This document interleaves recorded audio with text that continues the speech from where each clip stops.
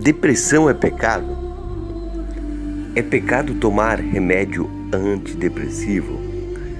Este foi o questionamento de um dos nossos ouvintes.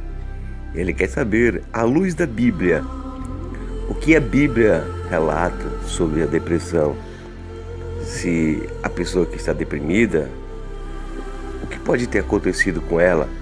Se ela pode tomar remédio? Este foi um questionamento de um amigo ouvinte e eu quero falar contigo acerca deste assunto. Depressão é pecado? Qual a opinião bíblica? Amigo ouvinte, que Deus abençoe a tua vida, que Deus abençoe o teu lar. Sou Miquéia Souza, trazendo a você mais um devocional. Estamos numa série de devocional antes que chegue o inverno. Estamos atendendo alguns pedidos.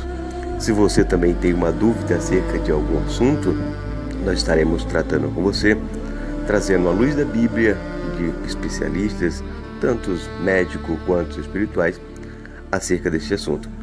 E hoje eu quero falar contigo sobre essa pergunta de um dos nossos ouvintes: depressão é pecado?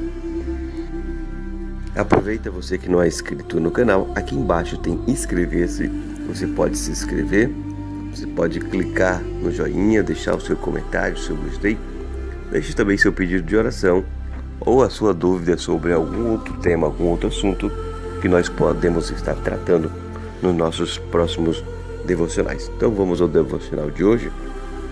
Sobre este assunto, depressão, as opiniões divergem no cenário evangélico.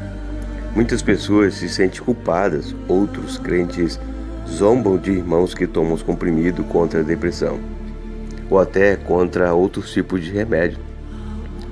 E alguns outros, por causa disso, se recusam a buscar ajuda médica.